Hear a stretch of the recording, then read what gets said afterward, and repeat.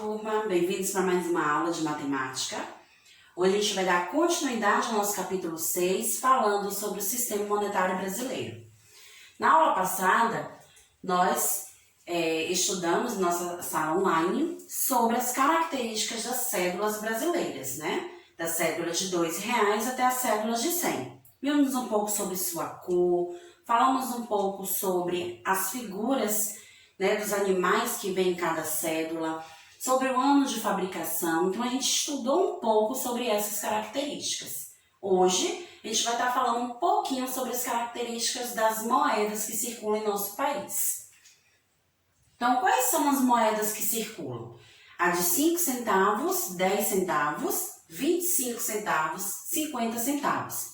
Essas 4 moedas representam os centavos. E a única moeda que representa o real é a de R$1. Então, vamos ver quais são as características que a gente pode encontrar, perceber em cada moeda. Primeira moeda, 5 centavos, ela vai ter 2 tipos de características, o anverso e o reverso. Então, vocês estão acostumados a ouvir falar em cara ou coroa, né? E aí a gente tem o anverso, que representa o lado da cara, e o reverso, que representa o lado da coroa, pois a coroa representa o lado do número, do valor, e a cara onde tem a representação da figura de alguém, né, que teve uma importância para a história do Brasil, que foi representada naquela moeda. Na moeda de 5 centavos, a figura representada é a de Tiradentes. Tem também um pássaro e um triângulo. Esse pássaro e esse triângulo representam a liberdade e a paz, além de conter também o nome Brasil e o nome de Tiradentes. Foi uma pessoa de importância para a nossa história, né? Vocês já devem ter estudado ou vão estudar sobre isso com o tio Rodrigo nas aulas de história. Foi um mineiro importante que contribuiu para a história do Brasil. Já no reverso, nós vamos encontrar o número, que vai ser o valor daquela moeda, a data de fabricação, né? O ano que essa moeda foi criada. No caso da moeda de 5 centavos, foi no ano de 1998, e a bandeira nacional. Moeda de 10 centavos. Ela vai ter uma outra representação de uma outra figura importante para o nosso país, que é a figura de Dom Pedro e de um cavalo e o rosto de Dom Pedro I. Além de conter o nome do Brasil e o nome de Dom Pedro I. Por que essas duas coisas? Dom Pedro em cima de um cavalo representa, né, o momento em que ele estava às margens do rio Ipiranga, gritando na independência ou morte, para representar aquela fase que o Brasil se encontrava de libertação de Portugal, né, onde estava se tornando independente. E o rosto de Dom Pedro, que representa ali na imagem maior.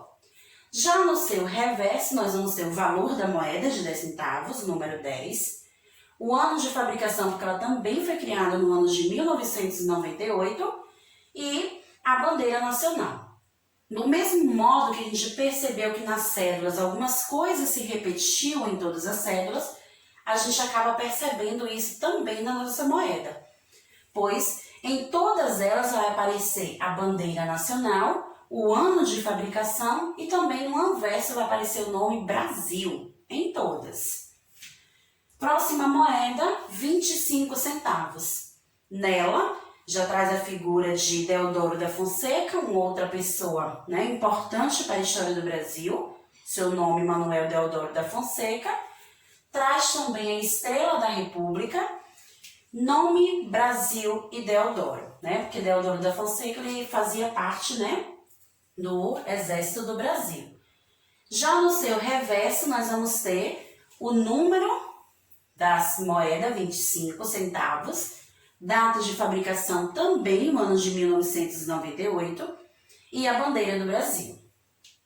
Nossa última moeda de centavos, vale lembrar, de centavos, é a moeda de 50 centavos, trazendo no seu anverso o rosto de Barão do Rio Branco e o nome Brasil, além de conter também aqui ao lado do rosto de Barão do Rio Branco o mapa do Brasil, né? E aqui em cima o nome Brasil e tem também o nome Deodoro aqui ao lado da figura. Já no seu reverso nós vamos ter o número 50, que é o valor da moeda, o ano de fabricação também, 1998, e a bandeira do Brasil. Para fechar, né, as características das nossas moedas, nós temos a nossa maior moeda, tanto em tamanho quanto em valor, pois ela já não vale mais centavos, ela vale real, né? Ao se juntar 100 centavos, nós temos o valor de R$1. Nela, no seu anverso, vai ter a figura da efígie, igual a gente percebe que tem a presença dessa figura nas cédulas. E outro detalhe importante, a borda da moeda de R$1 traz detalhes indígenas, né? Aqueles riscos indígenas que a gente vê demonstrando nos livros, né? Em outras imagens, né? Os desenhos que os indígenas costumam fazer em seu corpo. A gente percebe essa representação na borda da moeda de R$1.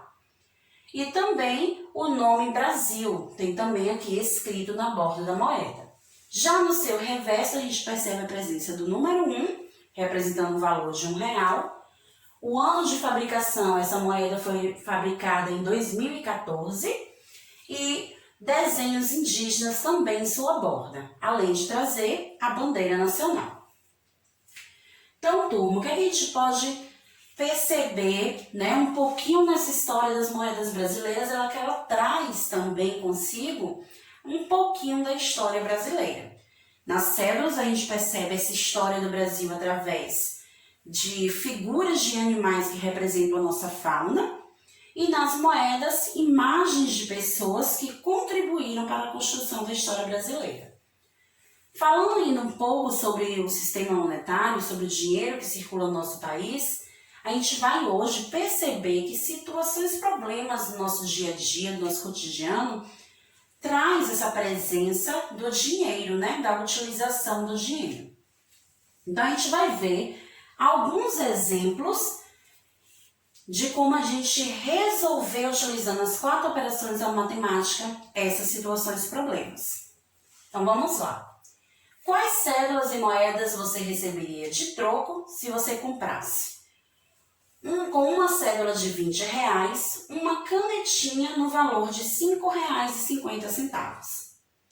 Pode parecer fácil para algumas pessoas por ter a habilidade de realizar cálculos mentais, né? Mas para outras não. Para algumas pessoas tem a necessidade, né? É necessário registrar mesmo esse cálculo em um papel para conseguir encontrar o seu resultado, pois é a prática, né, do dia a dia de lidar com o dinheiro que vai nos trazer essa facilidade de cálculo mental envolvendo o dinheiro. Então, como a gente pode resolver essa situação fazendo o registro da conta? Então, a gente tem no dinheiro a parte que representa os centavos e a parte que representa os reais. É muito importante estar atento a isso para que o cálculo no final não seja errado. Então, nós temos ali a quantia total de R$20, representado dessa forma, pois 20 representa a parte dos reais e a vírgula vai estar separando os reais dos centavos. Ah, tia, mas não tem centavos no 20, para que colocar esse zero?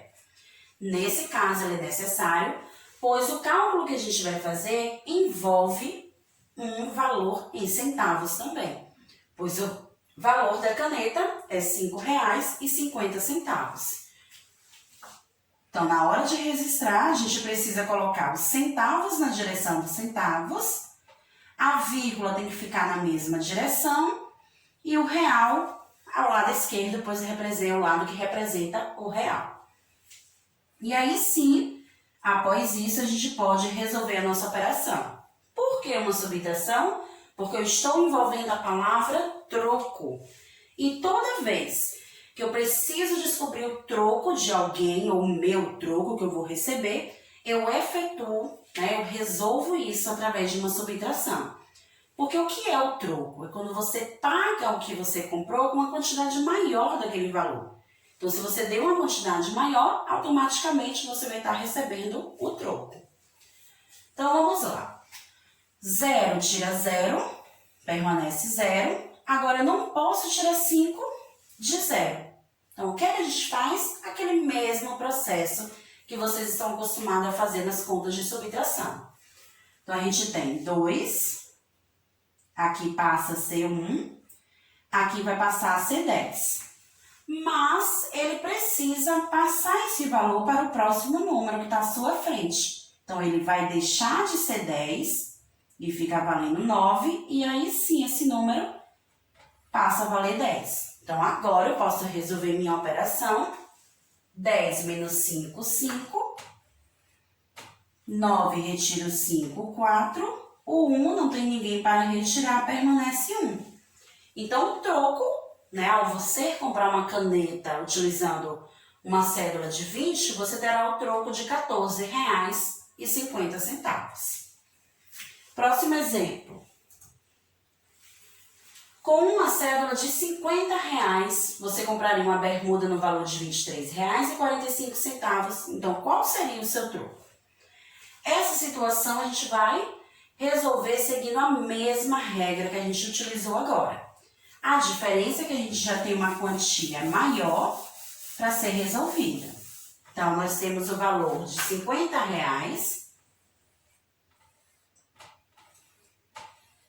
e vamos retirar dessa quantia R$ 23,45. Não podemos esquecer dessa regra de que centavo fica ao lado de centavo, reais fica embaixo de reais. Não é nem ao lado, é embaixo do seu valor. Então, aqui nós temos 5 para tirar de 0. Eu não posso. Então, vamos passando esses valores adiante. O 5 passa a valer 4.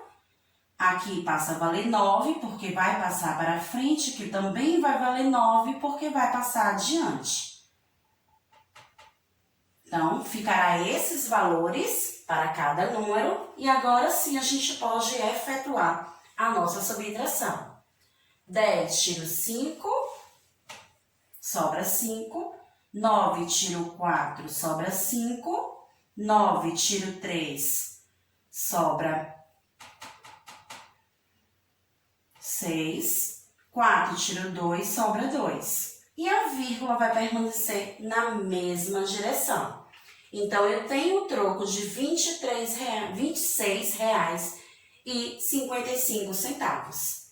Então, vejam que para cada situação, né, a gente acabou efetuando uma subtração, pois a gente está precisando registrar o troco que aquela pessoa deve receber.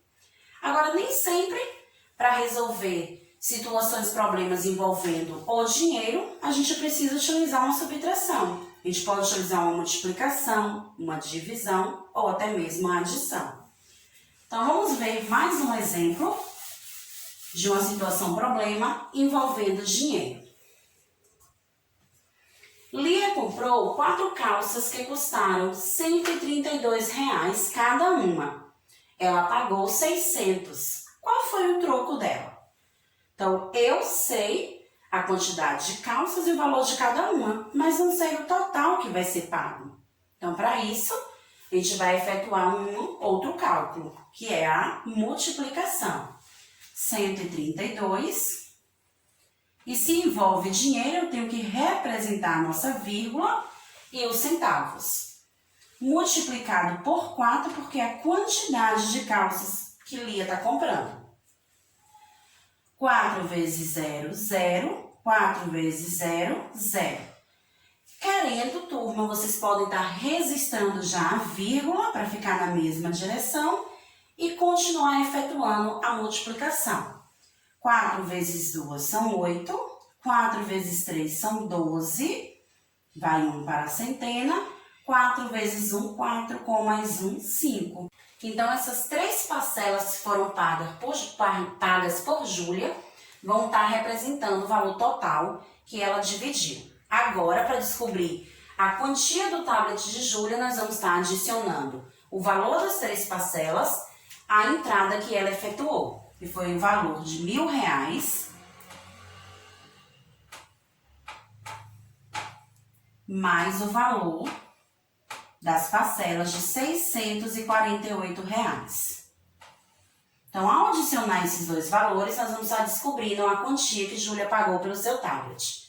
Então, os centavos a gente não tem valor nenhum, a vírgula na mesma direção, 8 mais 0, 8, 4 mais 0, 4, 6 mais 0, 6, 1.000 não tem ninguém, então nós vamos ter o total de R$ 1.648 que Júlia irá pagar pelo seu tablet.